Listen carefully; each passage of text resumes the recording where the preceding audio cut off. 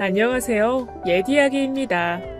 옛이야기의 사연을 여러분들에게 읽어드릴 DJ 유진입니다. 구독과 좋아요 꼭 부탁드리며 오늘의 사연 바로 시작할게요. 안녕하세요. 저는 12살 아들을 키우고 있는 싱글맘입니다. 올해 42살이 되었고요. 이렇게 사연을 올리는 이유는 바람을 피우고도 참 뻔뻔했던 전 남편에게 통쾌하게 복수한 제 이야기를 들려드리기 위해서예요. 물론 그 일을 다시 떠올리는 건 너무 가슴이 아파서 이렇게 사연을 올리기까지 고민도 많았습니다. 지금 생각해보니 전 남편과 결혼 생활을 하면서 대부분의 시간을 혼자서 화를 억누르는데 보낸 것 같습니다. 애써 평정심을 유지하려고 노력한 날도 많고요. 제가 참 가여울 만큼 많이 참고 살았습니다. 그러나 문제를 외면한다고 그 문제가 사라지나요? 혹시라도 저처럼 남편의 문제를 참고 견디는 분이 있으실 것 같아서 저도 용기를 내 몇 줄 적어봅니다. 돌아보면 저는 단란하고 화목한 가정을 꿈꿨던 평범한 미혼 직장인이었습니다. 저희 부모님처럼 살고 싶었어요. 부모님이 사이가 참 좋으시거든요. 친구들의 이야기를 들어보면 권력관계처럼 부모님 중 한쪽이 주도권을 가진 집이 많은데 저희 집은 그렇지 않았어요. 물질적으로 넉넉한 집은 아니었지만 언제나 사이좋은 남매처럼 서로 배려하고 양보하고 크고 작은 일도 서로 터놓고 의견을 나누시고 그렇게 삼남매를 키우셨거든요. 그래서 어렸을 때부터 나중에 커서 결혼하면 부모님처럼 화기애애하고 단란한 가정을 꾸리는 게 소원이었어요. 이렇게 TV에서나 나올 법한 불륜에 휘말리게 될 거라고는 꿈에도 생각지 못했죠. 전 남편은 친목 모임에 지인이 소개해줬어요. 당시 저는 전문대를 졸업하고 한 중소기업에서 격리 업무를 하며 직장 생활을 했고요. 회사 규모가 작은 편이라 직원들 급여나 세금 계산서 같은 격리 업무 외에도 대표 전화를 받고 손님 응대하고 커피 대접하고 사무실 하자보수 같은 거 관리하고 그런 자질구레한 일까지 모두 제 몫이었어요. 심지어 신입사원이 들어오면 회사에서 지켜야 할 전반적인 예절을 교육하는 일까지 맡게 되었죠. 처음에는 잡일이 많아서 힘들었어요. 격리 업무보다 잡일이 더 많은 것 같아서 회사를 그만둬야 하나 고민도 했는데 다니다 보니 그 외에 다른 좋은 면도 보이더라고요. 관리부에는 직원이 저 혼자라 옆에서 누가 이래라 저래라 지시하는 사람도 없고 칼퇴가 가능했고 사장이 직원들 생일과 연말에는 보너스를 챙겨줘서 그런 거 보면서 7년 가까이 다녔죠. 직원 복지로 매달 헬스장 이용도 가능한 터라 운동도 시작했어요. 당시에는 퇴근하고 운동하는 게 하나의 낙이었답니다. 오래 다니다 보니까 하나 둘 친한 사람도 생겼고 저까지 포함해서 넷이서 친목계까지 만들었어요. 그중 지연 언니라고 있었는데 겉보기에는 저랑 나이대가 비슷한 또래처럼 보였지만 알고 보면 우리 넷 중에 가장 나이도 많고 결혼도 일찍 해서 이미 결혼한 지 10년이 훨씬 넘었다고 했어요. 그 언니를 보면 정말 나이는 숫자에 불과했어요. 운동도 우리 중에서 제일 열심히 했고 센스도 좋아서 옷도 모델같이 입고 다니고 그랬거든요. 맛집부터 시작해서 어떤 옷이 유행인지 어떤 명품 신상이 출시됐는지 최신 트렌드에도 밝아서 대화를 하다 보면 주로 언니가 대화의 주도권을 잡고 이끌어 나갈 때가 많았죠. 저는 그런 거에 그리 관심을 두는 편이 아니라서 그냥 들으면서 맞장구만 치는 정도였고요. 맞아요. 주장이 강하고 목소리가 큰 언니라 개인적으로는 지연 언니가 좀 부담스러웠어요. 더욱이 언니는 나이트 클럽이나 클럽에 놀러가는 것에 대해 거리낌이 없었거든요. 내 중에서 혼자 기혼자였는데 가장 개방적이었달까요? 뭐 아이도 없었고 남편이 무역 일을 한다고 들었는데 그래서인지 해외 출장도 잦고 집에 혼자 있는 시간이 길고 마음 뜰 곳이 없어서 더더욱 그랬을지도 모르겠네요. 종종 지연 언니가 어디 물 좋은 클럽에 가자고 꼬셔도 개인적으로는 별로 좋아하지 않아서 이리저리 핑계를 대고는 했죠. 회사 입사 초반에는 항상 연애를 하고 있었어요. 남자친구는 공무원 준비생이었는데 사실 처음 만날 때부터 고시생은 아니었어요. 대학 다닐 때 소개팅으로 만나서 사귀기 시작했는데 저보다 4살이 많던 남자친구는 회사를 1년 다니고 그만두더니 공무원 시험을 준비하기 시작했죠.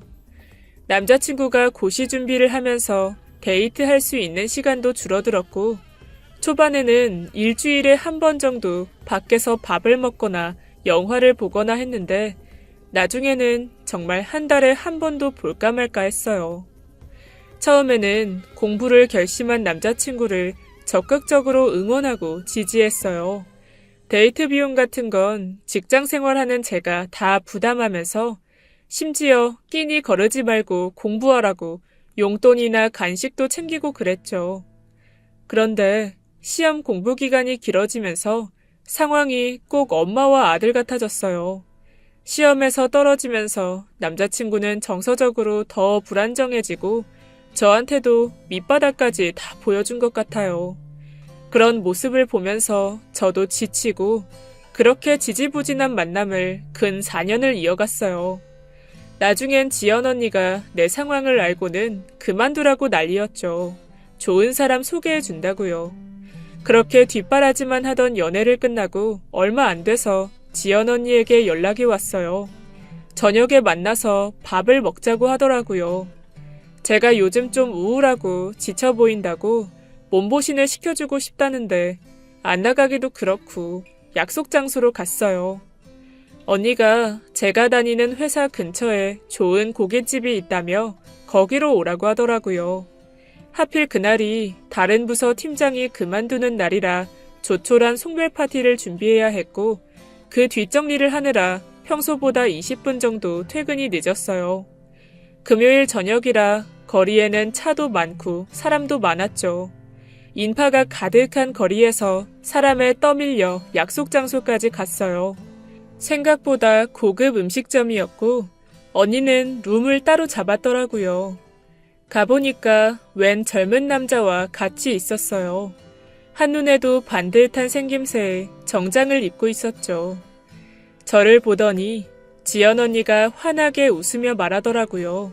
자기 후배인데 마침 오늘 시간이 된다길래 불렀다고요. 평소 저를 보면서 후배랑 잘 맞을 것 같아서 이렇게 자리를 마련했다고요. 그러면서 큰 목소리로 우리 경민이가 이제까지 고시 공부하는 남자 뒷바라지만 해보고 제대로 된 연애를 못 해봤는데 그러기에는 얼마나 아까운 애인지 보라며 떠들어대는 거예요. 저는 이내 민망해지고 짜증이 치솟기 시작했어요. 처음 만나는 남자 앞에서 저에 대해서 그런 식으로 말하는 게 싫었거든요. 사실 저는 그 자리가 되게 부담스러웠어요. 분명 남자를 소개시켜준다고 말하면 제가 안 한다고 할 게 뻔하니까 이렇게 기습적으로 자리를 주선했겠죠. 남 생각은 안 하고 본인 생각만 하고 밀어붙이는 게 정말 지연 언니다웠죠. 그래도 나름 내 생각을 해서 이렇게 마련한 자리라니 화는 못 내고 그냥 밥이나 먹고 가자고 생각했어요. 언니의 후배라는 그 남자의 첫인상은 뭐랄까 그리 좋지는 않았어요. 생김새는 반듯해서 크게 나무랄 땐 없었지만 어딘지 풍기는 분위기가 유흥업소에서 돈 많은 여성 꼬시는 남자 있잖아요. 약간 그런 스타일로 보였거든요. 저보다 6살 연상이라는데 불빛 아래 드러난 피부는 정기적으로 관리를 받은 것처럼 부티나게 매끄러웠고 머리에 헤어젤을 발라 넘긴 모양새나 한눈에도 비싸 보이는 시계, 고급스러운 원단의 셔츠 등을 보며 저와 다른 세상에 사는 사람이라고 생각했어요. 제가 그동안 만났던 사람들은 평범하고 소박한 사람들이었는데 이 사람은 좀 화려하고 요란스러운 축에 속했어요. 마치 지연 언니처럼요.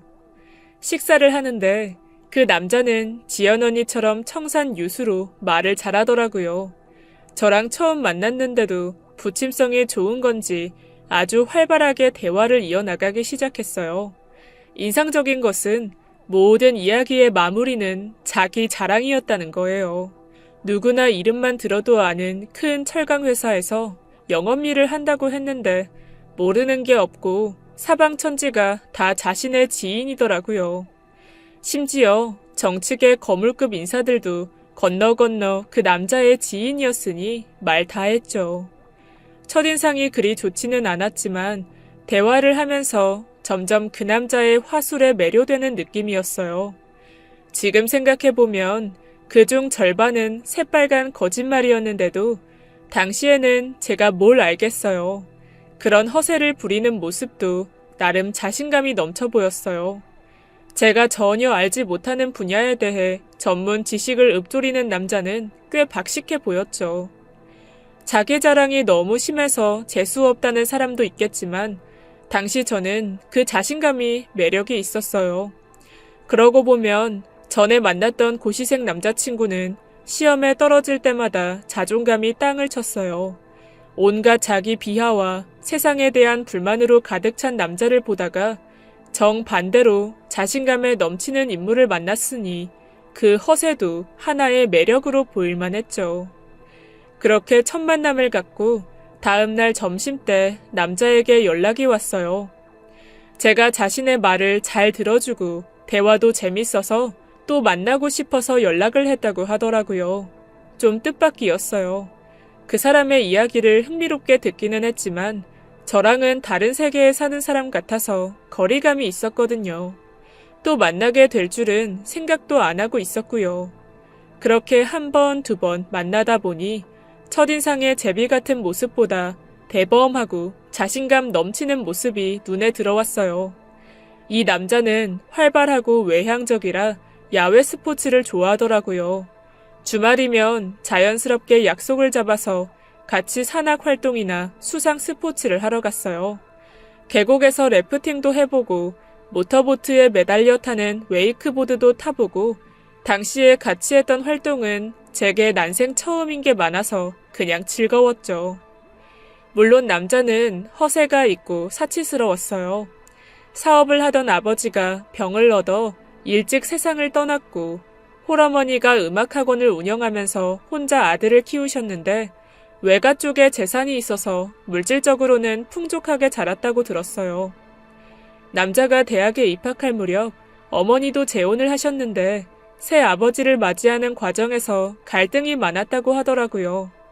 어머니의 재혼으로 이복 형제가 생겼지만 남자와 나이 차도 많고 이미 그 형제들은 결혼을 한 상태라 지금까지도 교류는 거의 하지 않고요. 곁에서 남자를 보면 참 자신만만하고 천하에 두려울 게 없어 보였지만 만나다 보니 그 안에 숨은 허약함과 약점 등이 보였죠. 허세와 사치는 그런 점을 감추기 위한 방어처럼 느껴졌어요. 어렸을 때 남자의 어머니는 늘 학원 운영으로 바쁘셨지만 그 대신 최고급 환경에서 아들을 키우신 것 같더라고요. 그 옛날의 사교육도 안 받아본 게 없더라고요. 얘기를 들으면서 깜짝 놀랐어요. 방과 후에는 학원으로, 과외로 눈코 뜰 새 없이 바쁘게 살았지만 아들의 성적은 늘 엄마의 기대에 못 미쳤던 것 같아요. 남자의 어머니는 아들의 성적이 썩 좋지 않자 미국으로 유학을 보냈대요. 16살에 혼자서 미국 뉴저지로 유학을 간 남자는 한 달 만에 다시 한국으로 돌아왔어요. 가서 우울증과 불안에 시달리다가 학교에서 심리 검사를 받은 뒤 학교 의원회의 결정으로 다시 귀국 조치가 되었다고요. 남자는 이 이야기를 털어놓으며 당시 한국으로 돌아가는 비행기 안에서 느꼈던 자괴감, 자기 혐오에 대해서 털어놓았어요. 겉으로는 참 물질적으로 풍요로운 집에서 잘 자란 것 같은데 얘기를 들어보면 저는 상대적으로 정말 행복한 가정에서 자란 거였죠. 저는 3남매의 둘째인데 부모님이 공부를 강요하는 스타일도 아니었고요. 우리 가족은 주말이면 어디든 놀러 나가고 중요한 날이라면 가족끼리 모여 축하하면서 화기애애한 분위기였거든요. 남자가 우리 집의 단란함을 부러워하는 것도 이해가 갔죠. 남자는 어머니가 재혼한 이후로는 새아버지와 어머니가 가정을 꾸린 그 집에 1년에 한 번 갈까 말까 했어요. 제가 그래도 명색이 새아버지인데 서로 잘 어울리면 좋지 않겠냐고 했더니 새아버지는 매사에 자신의 말이 옳다고 생각하고 자신의 의견만 주장하는 탓에 대화가 어렵다고 머리를 흔들더라고요. 저는 옆에서 그 모습을 보고 속으로 웃음이 났죠. 남자 역시 매사에 자신의 말이 다 옳다고 우기는 유형이었거든요. 남자가 발견한 새아버지의 가장 싫은 모습이 알고 보면 자신의 모습인데 말하지는 않았지만 정말 아이러니했죠. 그렇게 서로를 알아가면서 1년 반의 시간이 흘렀고 남자는 제게 비밀을 털어놓았어요. 사실은 과거에 결혼을 한 번 했다가 이혼을 했다고요. 대학 때부터 8년 넘게 만난 여자와 결혼을 했는데 알고 보니 여자가 양다리 생활을 하고 있었다고요. 여자는 회사에 입사하면서 직장에서 만난 상사와 불륜 관계를 맺고 있었는데 이 남자와 결혼을 한 이후에도 그 관계를 유지했다고 해요.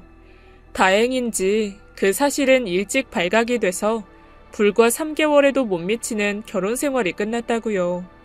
그러나 사랑했던 여자의 배신이 트라우마처럼 작용해서 남자는 한동안 사회생활도 못할 만큼 힘겨웠다고 하더군요. 당시에 그 말을 듣고 정말 깜짝 놀랐죠. 한편으로는 마음이 아팠어요. 그렇잖아요. 어렸을 때 부모의 사랑도 제대로 받지 못했는데 사랑했던 연인에게도 배신을 당했으니 그 아픔은 제가 대신 헤아릴 순 없겠지만 정말 세상이 무너지는 힘겨움이었겠죠. 한편으로는 그런 아픔을 딛고 국내 굴지의 철강회사에 입사하고 자존감을 잃지 않고 씩씩하게 다시 재기한 남자가 대견하게 느껴지기도 했어요. 사실 돌싱이라는 고백을 들었을 때 저는 그만 만나려고 했어요. 주변에 이야기하고 조언을 구하기도 했는데 친한 친구들은 적극적으로 결혼을 말렸어요. 어떤 친구는 네가 뭐가 부족해서 한번 다녀온 사람을 만나려고 하는지 이해가 안 간다는 반응이었죠. 그 사람 학벌이 너보다 더 좋고 그 사람이 너보다 더 부유한 게 결혼의 이유라면 그냥 그만두라고 하더라고요. 그런 게 결혼 생활의 행복을 보장해주진 않는다고요. 어떤 친구는 처음 이혼이 어렵지 그 다음 이혼은 더 쉬울 거라고, 그러니까 초혼인 너는 정신 바짝 차리고 그런 사람한테 낚이지 말라고 경고하더라고요. 막상 그 남자를 소개해준 지연 언니는 남편이 아예 해외로 사업체를 옮기면서 머나먼 남미로 떠난 뒤였어요. 이후로는 연락을 안 하고 살았죠. 아마 연락이 닿았더라도 그 언니는 제게 돌싱이 어때서 그러냐고 얘기했겠지만요. 그런데 지금 아무리 생각해봐도 이 남자랑 결혼할 팔자였는지 당시에는 그런 말을 들어도 자꾸 마음이 이 남자에게 기울더군요. 생각해보면 이 남자는 사랑 표현에도 참 적극적이었거든요. 하루에도 몇 번씩 통화를 하고 메시지를 보내고 애정 표현이 적극적이라 진심으로 내가 사랑받고 있다는 느낌이 들었어요. 과거의 연애에서는 제가 주로 상대를 처음부터 끝까지 챙기는 타입이었는데 이번에는 정반대로 남자가 저를 세심하게 챙겼죠. 겉으로는 허세 떨고 세 보이는 척해도 연인에게는 살갑게 기념일을 챙기며 사근사근한 면이 있었거든요. 특히 다니던 회사가 규모를 확장하면서 인력 충원은 제대로 안 된 상태에서 저 혼자 고생을 많이 했는데 회사의 소모품처럼 일을 하다가도 퇴근하고 남자를 만나면 그간의 스트레스가 싹 날아가는 기분이었거든요. 사실 그간 선물로 받은 부담스러울 만큼 고가의 명품 신발이나 가방, 액세서리 등을 모두 돌려주며 이 남자와 헤어지려고 한 적도 있었어요. 그러나 앞서 남자와의 이별을 상상하면 이별 이후 저 역시 타격이 클 것 같더라고요. 그리고 어디서 이렇게 또 나를 잘 챙겨주는 남자를 만날 수 있을까? 당시에는 그런 생각을 했어요. 물론 지금의 제가 과거의 저를 뜯어 말릴 수만 있다면 정말 적극적으로 당시에 제 자신에게 헤어지라고 종용했을 거예요. 그 남자가 저에게 청혼을 했을 때 저는 마음의 준비가 돼 있었답니다. 남자는 제가 착하고 자신을 믿어주는 모습에 결혼을 결심했다고 했죠. 우리 집의 단란한 분위기를 익히 잘 알고 있는 남자는 나와 우리 집처럼 화목한 가정을 꾸리고 싶다고도 말했어요. 그땐 이 남자에게 그런 예쁜 가정을 선사하고 싶다고 생각했죠. 청혼을 받고 한동안 부모님을 어떻게 설득해야 할까 고민했습니다. 당시에 아빠는 제 예상보다 더 심하게 반대를 하셨어요. 우리 딸은 초혼이고 아빠 생각에 세상에 미혼인 남자는 지천으로 널려 있는데 왜 굳이 한번 결혼하고 이혼한 전력이 있는 남자와 결혼을 하려고 하는지 아빠는 당최 이해할 수가 없다고 하셨죠. 아빠는 심지어 외국인 사위도 좋은데 아빠 기준에서 이혼 사유가 어떻든 돌싱남과의 결혼은 정말 아니라고 하셨어요. 그러나 생각 외로 엄마는 이 남자에게 호의적이셨어요. 평소 남자가 제 선물을 준비할 때 엄마 선물까지 같이 챙기고는 했거든요. 저도 이 남자 만나면서 엄마에게 남자의 집안이나 학벌, 다니는 회사, 연봉 등에 대해 꼼꼼하게 말을 해뒀고 엄마는 남자의 자라온 환경이 유복하나 좀 불행했다고 여기면서도 본인이 열심히 해서 좋은 대학에 가고 국내에서 가장 큰 철강 회사에 다닌다는 것에 큰 점수를 주셨죠.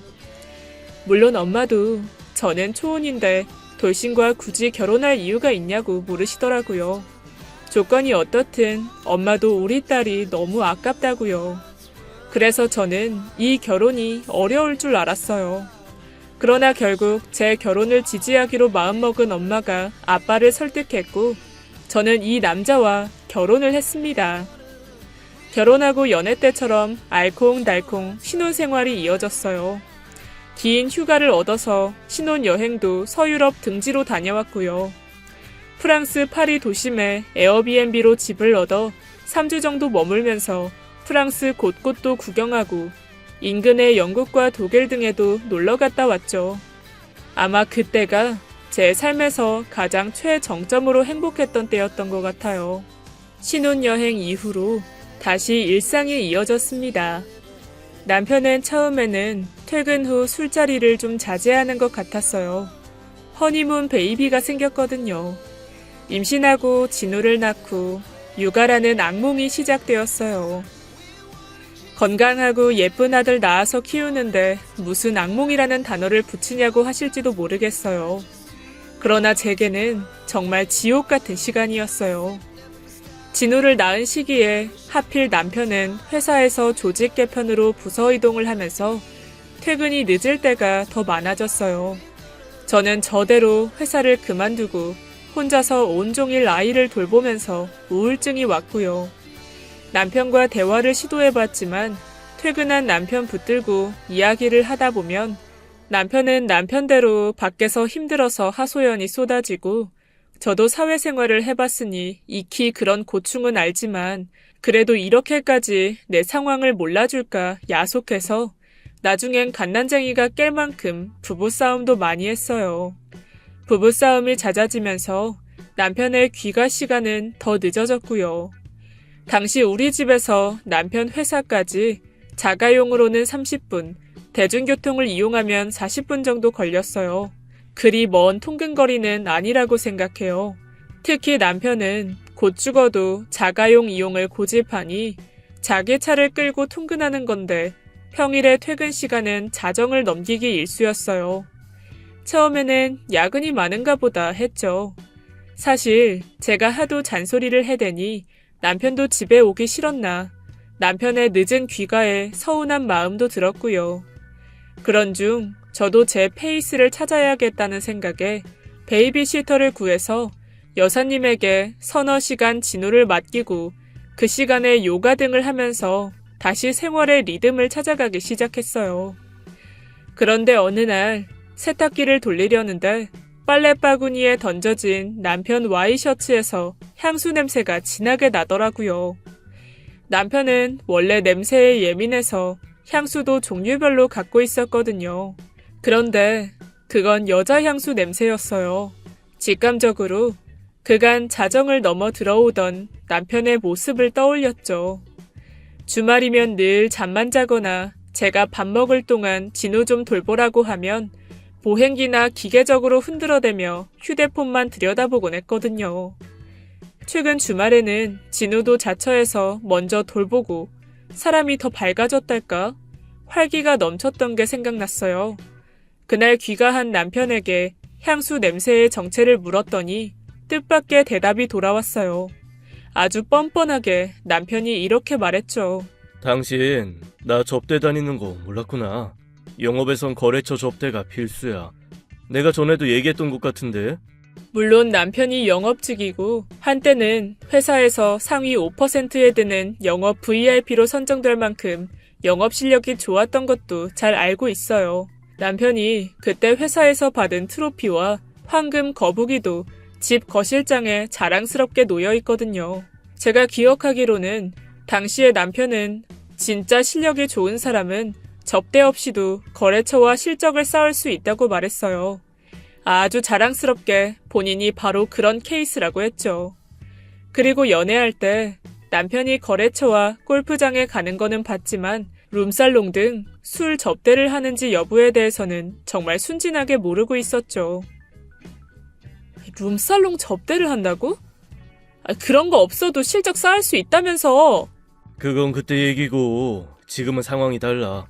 이 업계도 경쟁이 심해져서 거래처 접대 없이는 실적 쌓기가 어려워졌어.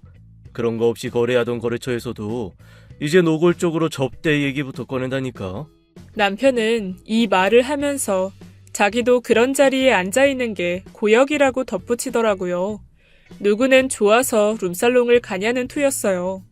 회사는 성과가 전부인 곳인데 이런 더러운 방법도 가리지 않고 성과를 쌓아야 하는 게 현실이라고 하더라고요. 당시 그 말을 듣고 뭐 어쩔 수 없다고 생각했어요.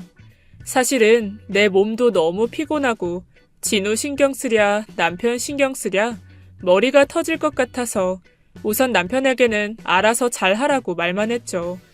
당신이 알아서 잘하라고요. 선 지키면서. 한편으로는 과거에 지연 언니가 했던 말이 생각났어요. 지연 언니 남편도 무역 일을 하면서 밖으로 많이 도는 스타일이었거든요. 그때 언니가 말했죠. 자신은 남편에게 말했대요. 밖에서 자기가 무슨 일을 하든 난 신경 끌게. 대신 내 눈에만 안 띄면 돼. 라고요. 당시에 저는 남편의 외도를 용인하면서 같이 사는 게 이해가 안 됐어요. 그런데 막상 내 몸이 너무 지치니까 그런 거에 일일이 신경 곤두세우고 사는 게 정신적으로도 감당이 안 되더라고요. 다행히 와이셔츠 향수 사건 이후로는 또 집안이 잠잠해졌어요. 남편이 의식적으로 조심을 했는지 어떤지는 모르겠지만 듣기로는 새로 개편된 부서 일에도 좀 적응이 되었고 인력도 충원해서 덜 바쁘다며 정시 퇴근하는 시간도 늘었고요. 그렇게 삶이 안정적으로 흐르는 듯 보였죠. 그런데 진우가 만 2돌 될 무렵 남편이 자기 회사를 차리겠다고 선언했어요. 아무래도 새로운 부서 개편 이후로 하던 일도 바뀌고 거기에 적응하며 몇 년을 다녀봤지만 힘들다고 토로하더라고요. 들어보니 기존의 영업 업무에서 기획 전략 업무를 확대했는데 시간당 쳐내야 할 업무량도 너무 많고 이제는 회사를 나와서 개인 회사를 세우고 싶다고 하더라고요. 한편으로는 새로운 실장이 영입됐는데 실장이 전 회사에서 데려온 직원들이 아무래도 더 좋은 인사평가를 받는 것 같아서 억울하다는 말도 하더라고요. 당신도 이 차장 알지? 그 사람 진짜 일 잘했는데. 지난달에 그만둔 거 다 실장이 압력 넣어서 그래. 차장이 바른말 잘하는 스타일인데 뭔가 실장한테 밉보인 것 같아. 실장이 윗선에 뭘 이간질했는지 이 차장이 갑자기 지방에 있는 계열사로 발령받았거든. 그것도 하던 일과 아무런 관계없는 업무로. 그래서 그만둔 거야. 나도 여기 오래 있다가 언제 그 짓을 당할지 모른다고. 남편은 본인도 회사에서 최선을 다했고 언제까지 월급쟁이로만 살 수는 없는 노릇이라며 지금이 자신이 회사를 세우기 좋은 때인 것 같다고 하더라고요.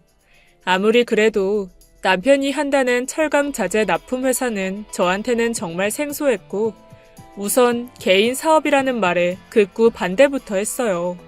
사업했다가 망하는 집을 주변에서 여럿 봐온 터라 사업 경험이 전무한 월급쟁이 남편이 과연 잘할 수 있을까 두려웠거든요. 차라리 경험을 살려서 더 좋은 곳으로 이직을 하라고 했는데 제 반대에도 남편은 듣지를 않았어요. 남편은 워낙 독단적인 면이 있어서 제가 하는 말은 정말 한 귀로 듣고 한 귀로 흘려듣는 꼴이었죠. 그렇게 오래 다니던 회사를 퇴직하고 사업자를 내고 회사를 시작했어요. 거래처를 확보하는 게 관건이었는데 그게 쉽지 않아서 고전했죠. 인건비를 줄여야 되니 저도 만 2돌 된 진우는 친정엄마에게 맡기고 회사 일을 돕기 시작했습니다. 나름 규모 있는 중소기업에서 혼자 격리 일을 하면서 쌓아온 노하우가 여기서 발휘될 줄은 몰랐네요. 그때처럼 세금 계산서 등 격리 업무를 하면서 전화 응대부터 전반적인 사무실 관리까지 잡무를 도맡아 했죠. 생각해보면 둘이서 그 비좁은 사무실에서 고군분투하며 하루하루를 열심히 살았어요. 허세에 자신감이 넘치던 이 남자도 이때만큼은 정말 생사가 달린 문제라고 생각했는지 아주 치열하게 일하더라고요. 시간이 지나면서 거래처도 늘고 3년 차에는 직원을 3명으로 늘릴 만큼 운영이 안정되었어요. 회사 자금 흐름을 관리하면서 보니까 이제 직원 월급과 임대료, 운영비를 모두 빼고도 순수익이 월 2천만 원 정도 남을 만큼 회사가 번창했을 때 저는 비로소 다시 가정으로 돌아왔습니다. 남편이 월급쟁이일 때보다 먹고 사는 게 더 나아진 건 사실이에요. 그러나 남편과의 갈등은 더 골이 깊어졌어요. 개인 회사를 차린 뒤 직원도 생기고 매출도 안정이 되자 남편의 귀가는 점점 도를 넘을 만큼 늦어졌어요. 외박도 가끔 있었죠. 저는 이미 회사 장부를 정리하면서 매일같이 늦은 귀가의 사유를 다 알고 있었죠. 모두 룸살롱이나 골프 접대였으니까요. 그 문제로 아주 여러 번 고성을 높여 다퉜지만 결론은 사업하는 사람은 거래처 사람들을 만나면 뒷돈도 찔러주고 여자 있는 술집에도 가야 한다는 거였죠. 남편은 그게 없으면 사업이 금방이라도 망할 것처럼 말하더라고요. 당시 말을 듣고 내가 범생이처럼 얌전하게 회사 운영하다간 금방이라도 우리 집이 거리에 나앉을 수 있다고 협박처럼 말하는데 원 기가 막혀서. 사실 장부를 정리해보면 그렇게 접대해서 얻은 수익은 컸고 무시할 만한 액수가 아니다 보니 결국은 저도 포기했죠. 남편은 자기 생각이 맞다고 웃기는데 일가견이 있어서 오히려 제 입만 아프고 저만 스트레스를 받는 터라 이제 거기에 대해서는 말도 하지 않게 됐죠. 저도 모르게 남편에게 지연 언니처럼 말하고 있었어요. 당신 가정이 있으니 반드시 선은 지키라고요. 만일 발각되면 내가 가만히 있지 않을 테니 알아서 행동하라고 했죠. 우리 집은 평수를 넓혀 크고 새 집으로 이사를 했고 주변에서는 남편이 그렇게 돈을 잘 버니 얼마나 좋겠냐며 저를 부러워하기 시작했습니다. 명색이 사모님 아니냐고 그러면서 제가 돈을 물쓰듯 쓸 거라고 생각하는 지인들도 있었어요. 그러나 겉으로만 사모님이면 뭐하나요? 남편이 벌어들이는 돈은 엄청났지만 언제나 집에 주는 돈은 한정적이었어요. 저에게는 한도 300만 원짜리 카드와 현금 100만 원이 전부였습니다. 현금 100만 원도 그나마 제가 요구해서 얻어낸 돈이었어요. 사실 돈 관리를 신혼 때부터 남편이 했어요. 제가 격리 일을 오래 해서 회계 쪽 업무는 남편보다 전문가인데 당시에는 남편이 가장이기도 하고 기 살려준다고 돈 관리를 남편에게 맡겼죠. 돌이켜보면 정말 잘못된 선택이었어요. 그래서 이후에는 남편이 주는 용돈으로 생활해 왔는데요. 월급쟁이 생활을 할 땐 뭐 용돈을 많이 줄 수 있나요? 남편과 저 둘 다 아끼면서 살았죠. 그런데 회사를 차리고 들어오는 수익은 하루가 다르게 늘어가는데 집에 주는 용돈은 턱없이 적었어요. 한창 제가 회사의 회계 일을 담당할 때 남편에게 내가 돈 관리를 하겠다고 말했어요. 회사에서 밖으로 나가는 접대비 비중이 너무 큰 것 같고 우리 집 역시 진우 교육비도 그렇고 전반적인 재정 관리에 대해서 생각해 볼 필요가 있다고요. 내가 당신보다 회계에 대해서는 더 잘 알고 있으니 이제부터 내가 돈 관리를 하는 편이 더 좋겠다고 말했죠. 그러나 정말 쇠기의 경일기였어요.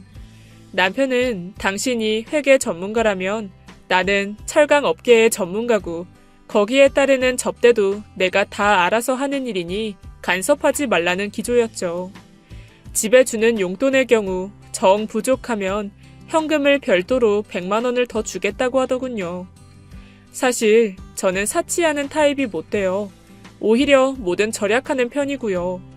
남편은 어렸을 때부터 청바지 하나도 명품 브랜드를 사 입었더라고요. 하물며 양말까지요. 남편도 진우 태어나고 새 회사를 차릴 때까지만 해도 사치를 자제하고 아끼는 듯 보이더니 현재 벌이가 좋다 보니 과거의 버릇이 부활한 것 같아요. 그래서 남편은 다시 모든 명품으로 치장하며 살았어요. 저도 거기에 맞서서 비싼 물건을 카드로 긁으며 살면 차라리 스트레스라도 안 받을 것 같은데 사실 이성적으로 생각하면 그렇게 비싼 물건이 왜 필요한지 모르겠어요. 왜 굳이 명품 브랜드 양말을 신어야 하고 명품 청바지가 왜 좋은지 잘 모르겠더라고요. 그 돈만 있으면 차라리 저축해서 다른 좋은 일에 쓰는 게 제 성향이에요. 그래서 남편이 뭘 사든 신경을 끄고 저는 저대로 진우에게 지금 형편에서 가장 좋은 거 먹이고 입히는 거에 집중하면서 살았죠. 막상 가을에 가디건 한 장이 필요해서 쇼핑몰에 갔다가도 3만 원 하는 가디건 한 장도 만지작거리다가 그냥 내려놓고 돌아서는 저를 볼 때면 왜 이러고 사냐 그런 한탄도 했어요. 사실 옷을 도로 내려놓은 이유는 남편 휴대폰으로 카드 알림 메시지가 뜰 텐데 그게 너무 싫었거든요. 왜 내가 필요한 물건을 사는 것도 이렇게 눈치를 봐야 하는지 제가 참 한심스러울 때도 많았어요. 사업이 번창하면서 남편은 새로운 지사 설립을 계획했어요. 부산에 지사를 낸다고 하더라고요. 이후로 한 달의 반 이상은 부산에 머물기 시작했죠. 심지어 진우 유치원에서 재롱잔치를 할 때도 부산지사에 일이 생겼다면서 와보지도 않고요. 어쩌다 모습을 드러낸 남편은 전보다 혈색도 좋고 어딘지 활기가 넘쳐 보였죠. 그 수상한 조짐을 그땐 왜 바로 눈치채지 못했을까요? 진우 재롱잔치에 못 간 게 너무 미안하다고 남편은 그 주말에 호텔을 예약했더라고요. 가족 전용 야외 수영장이 딸린 고급 호텔로 난생 처음 호캉스를 갔어요. 오랜만에 단란하게 시간을 보내는데 시댁에서 연락이 왔어요. 시어머니가 쓰러졌다는 소식이었죠. 급히 호텔을 체크아웃하고 진우를 어디 맡길 겨를도 없이 남편 차를 타고 시어머니가 입원하셨다는 지방의 병원을 찾아갔죠. 다행히 의식이 돌아오셔서 병원에 좀 머물다가 우리는 다시 해가 저물기 전에 서울로 향했어요. 올라가는 길에 잠깐 고속도로 휴게소에 들렸고 남편이 담배를 피운다고 자리를 비웠는데 어디선가 메시지 알림이 들리더라고요. 남편이 휴대폰을 안 가져 나갔더라고요. 그래서 화면에 뜬 메시지를 보니 가관이었어요. 발신자명은 우리 사랑이였죠. 순간 저는 기가 차서 아무 말도 나오지 않았고 심장이 두근대기 시작했어요. 아무래도 밖으로 나돌던 남편이 선을 넘었구나. 이 일을 어떻게 해야 될까 별별 생각이 다 들었죠. 남편이 자리에 돌아왔을 때 제가 우리 사랑이가 누구야? 라고 물으니까 낯빛 하나 안 바뀌고 아주 뻔뻔하게 대답하더군요. 술집 여자야. 내가 자주 가는 단골 룸살롱마다. 세상에, 그 뻔뻔함에 기가 막혀서 말문이 막혔어요. 당신 너무 예민해. 우리 회사가 여기 룸사롱 VIP야. 요즘 뜸했더니 마담이 직접 연락했나 보지. 뭘 그렇게 따져 물어? 너는 마담 연락처를 우리 사랑이라고 저장해두니? 저는 어이가 없어서 쌍심지를 켜고 따져 물었죠. 이건 100% 연인 관계인데 말이죠. 세상에 어떤 유부남이 사심 없이 술집 마담 연락처를 저장해두고 메시지를 주고받을까요? 야, 살살 말해. 그리고 이건 그 여자가 내 핸드폰 가져다 그렇게 멋대로 이름을 바꿔놓았나 보지. 난 그렇게 저장해둔 적 없어. 자꾸 이상한 사람으로 몰지 마. 뻔뻔한 목소리를 유지하고 있었지만 어딘가 찔리는 듯 내 눈은 똑바로 바라보지도 못하고 앞만 바라보고 대답하던 남편은 더 말할 가치도 없다는 듯 차에 시동을 걸었죠. 당시 저는 정말 달리는 차 안에서 뛰어내리고 싶었어요. 그만큼 머릿속이 혼란스럽고 이 인간을 믿은 제가 바보 등신처럼 느껴졌거든요. 와이셔츠 향수 사건 이후로는 딱히 꼬투리를 잡을 만한 물증도 없었고 저도 진우 교육에 힘쓰면서 교육 세미나도 다니고 엄마들과 어울리고 외부 활동을 하면서 남편의 외도에 대한 의심을 잠시 접고 있었죠. 물론 유흥업소에서 오던 문자나 전화에 대해서는 저도 알고 있었어요. 여전히 남편은 활발하게 접대를 해왔으니까요. 가끔 제 눈에 띈 남편 휴대폰 화면에 뜬 메시지 발신인은 무슨 바 또는 살롱 이름으로 짐작되는 건 있었지 이렇게 대놓고 우리 사랑이라는 애칭은 또 처음이었죠. 한편으로는 아무것도 모른 채 고온이 잠든 우리 진우를 보면서 이성을 차리자고 생각했죠. 제가 이렇게 길길이 날뛴다고 남편이 그동안 하던 접대를 멈추고 가정적인 남편으로 돌아올 리도 만무했고 그건 정말 해가 서쪽에서 뜰 일이었고요. 그날 남편과 냉랭한 시간을 보내고 다음 날 남편은 이른 새벽부터 집을 나섰어요. 아마 부산 지사에 가는 모양이었죠. 그날 아침 저는 진우를 어린이집에 등원시키기 무섭게 남편 회사로 향했어요. 회사 직원들은 제가 다 얼굴을 익히 알고 있고 그중 총무팀의 서우리 씨와는 제가 직접 인수인계를 하면서 친해진 사이였죠. 저보다 나이는 훨씬 어렸지만 생각하는 것도 어른스럽고 차분해서 저는 우리 씨가 믿음이 갔어요. 처음에 우리 씨는 저를 사모님이라고 불렀지만 저는 그 호칭이 너무 어색해서 언니라고 불러달라고 했고 그렇게 언니 동생 하는 사이가 되었습니다. 진우도 우리 씨를 이모라고 부르며 잘 따랐죠. 저는 우리 씨에게 회사 1층의 카페에서 따로 만나자고 연락을 했어요. 평소 우리 씨는 남편의 무분별한 법인카드 사용 내역을 저에게 보고하기도 했고 접대비의 과도한 지출에 대해서는 저와 같이 걱정해 주기도 했거든요. 우리 씨는 아니나 다를까 남편이 법인 명의로 고가의 수입 스포츠카를 구입했다는 소식을 전해줬어요.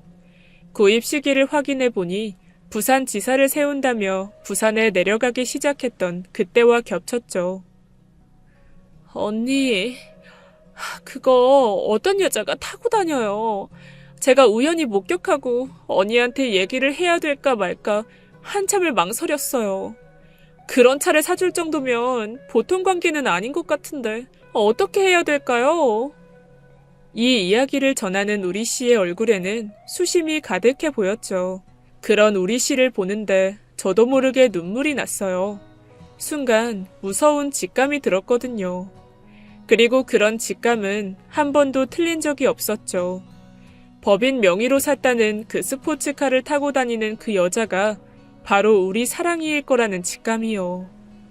저는 더 이상 이 상황에서 꼭두각시처럼 가만히 있을 수는 없었어요. 저는 우리 씨에게 남편이 부산지사로 사용하는 광안리 회사 주소를 확인받았어요. 세상에 회사가 있다는 건물은 오피스 지구도 아니고 주거용 아파트 단지더군요.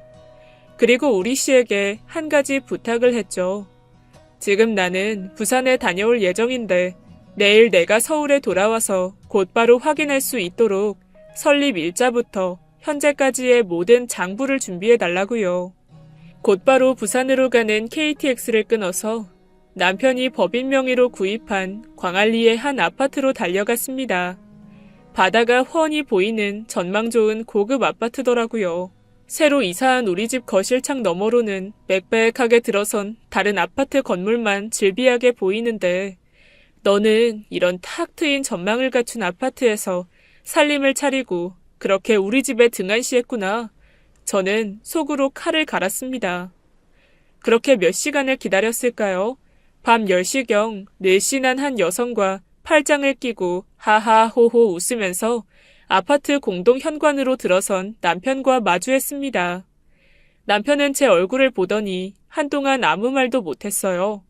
그러나 이내 뻔뻔한 본색을 드러내며 묻더군요. 당신이 이렇게 먼 곳에 무슨 일이냐고요. 남편 옆에 고목나무 매미처럼 찰싹 붙어있던 그 여자 역시 크게 놀라지도 않더군요. 오히려 조강지쳐 얼굴이 궁금했는데 이렇게 생겼구나 하는 표정으로 내 얼굴을 자세히 뜯어보는 느낌이라 너무 불쾌했습니다.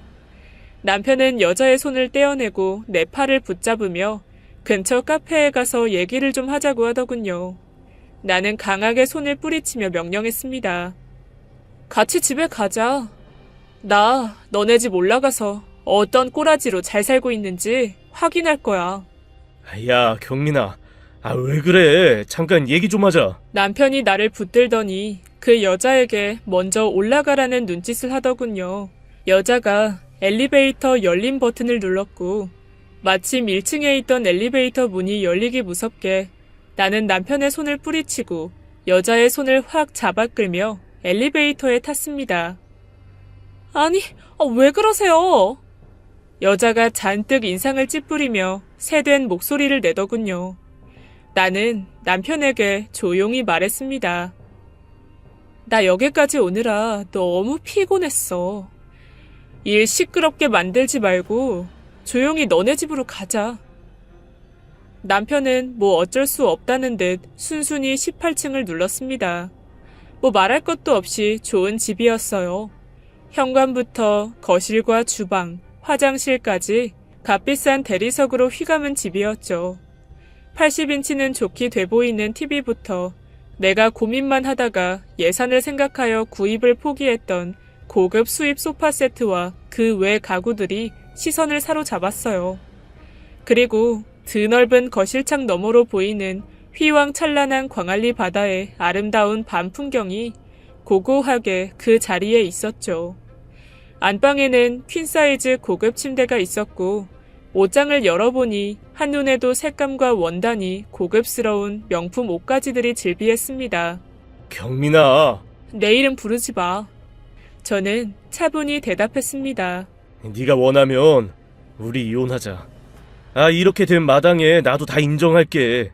우리 가족을 그동안 기만해온 남편의 행동에 대해서 믿기지 않을 만큼 으리으리한 고급 아파트와 내연녀의 존재에 대해서 막상 두 눈으로 확인하고 나니 머릿속이 하얘지지도 않고 눈물도 나지 않고 오히려 담담했습니다. 이미 우리 사랑이라는 메시지를 본 순간 어쩌면 나는 모든 결과에 대한 마음의 준비를 했던 것인지도 모릅니다. 그런데 남편 곁에서 여전히 고목나무 매미처럼 붙어있던 그 여자가 오히려 내 담담한 표정을 보고 웃더라고요. 그리곤 남편에게 귓속말을 했습니다. 나는 그런 두 사람을 물끄러미 지켜봤어요. 그렇게 격없이 사람 앞에 세워놓고 귓속말 하지 마세요. 이렇게 기본 인성이 안 된 여자랑 살림이나 차리고. 너도 참 한심한 인생이다. 뭐요? 여자는 눈이 컸는데 두 눈을 부릅뜨자 정말 안구가 밖으로 튀어나올 것 같아서 무섭더라고요. 난 곱게 이혼 못 해주겠어. 일단 갈 테니까 서울에서 만나. 저는 집을 나왔습니다. 현관이 닫히기 전 이런 소리를 들은 것 같아요. 뭐야? 저게 뭐라는 거야? 고목나무 옆 매미가 짖거리는 소리였습니다. 서울로 돌아와서 다음 날 우리 씨에게 전화를 걸었어요. 모든 직원이 퇴근한 저녁 시간 빈 사무실에서 우리 씨를 만났습니다. 우리 씨는 내가 요청한 것처럼 만반의 준비를 다 해놓고 나를 기다리고 있었죠. 그런 우리 씨를 보자 나도 모르게 눈물이 났지만 입술을 깨물었습니다. 여기서 마음이 약해지면 나만 손해라는 그런 생각이 들었거든요. 그리고 차근히 장부를 확인했어요. 회사 설립 이후로 사용한 지난 법인카드 내역을 모두 꼼꼼하게 확인했죠. 모두를 확인하는데 근 3일이 걸렸지만 옆에서 우리 씨가 같이 도와줘서 확인하는 일은 생각보다 빨리 끝났습니다. 지난 2년여 가까이 용역비 형태로 다달이 500만 원이 한 여자 앞으로 지급되고 있었죠. 나아가 그 아파트 월세 200만 원도 매달 법인카드로 지불되고 있었고요. 게다가 허위 세금 계산서로 세금 포탈도 이뤄지고 있었어요. 언니도 아시죠? 법인카드를 업무 외 용도로 사용하는 건 업무상 횡령죄라서 분명 처벌받을 거예요. 우리 씨는 이 일은 반드시 형사처벌을 받아야 한다고 강조했어요. 저도 같은 생각이었습니다. 사전에 변호사를 통해 어떻게 남편을 형사 고발할 수 있을지 법적으로 꼼꼼하게 검토했어요. 나아가 이혼 소송에 대해서도 상담을 받았습니다. 그리고 남편에게 연락해 이혼을 통보했어요. 이미 남편은 내가 이렇게 세밀한 조사를 했을 줄이야 꿈에도 몰랐겠죠. 나한테는 관심이 워낙 없던 터라 내가 자신의 회사 총무팀 직원과 절친하다는 것도 몰랐을 거고요. 어쩐 일로 당신이 이런 반가운 소식을 전하냐는 말투로 남편은 이혼 소식을 반기는 듯 했습니다. 아주 순순히 이혼하겠다고 하더군요. 내가 당신 재산 파악 좀 해봤는데 당신 대단하더라. 진짜 능력 있는 남자야. 나 그동안 당신한테 용돈 받고 눈치 보며 돈 쓰느라 그렇게 재산이 많은 줄은 꿈에도 몰랐네. 나랑 이혼하려면 위자료로 30억 요구할게. 이거 딱 당신 재산의 반이야. 뭐? 그 뻔뻔한 남편도 기가 찬지 잠시 말을 멈췄습니다.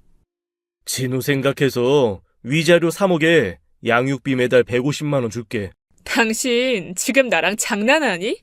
이혼이 애들 소꿉장난인 줄 아나 보네?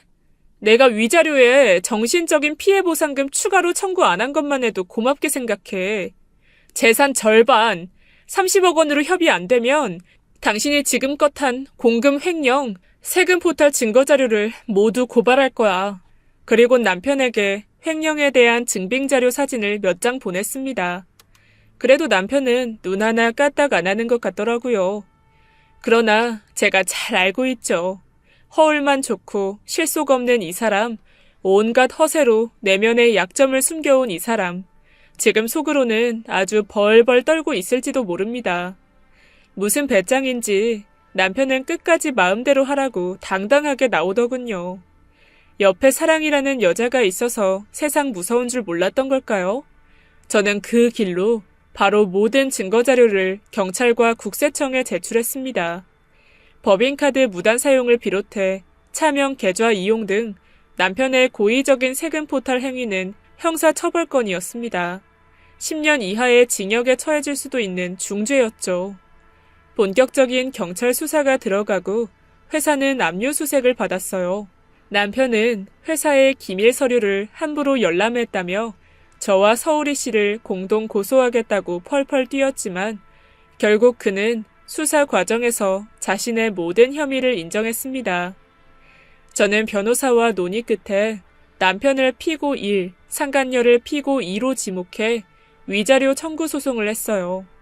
참 길고 지지부진한 법정 싸움 끝에 마침내 제가 승소했고 위자료를 두둑하게 받게 되었습니다.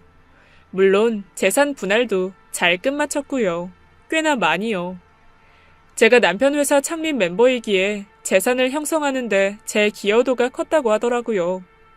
이혼 후 남편은 형사처벌에서 보석금을 내고 풀려났다고 들었습니다.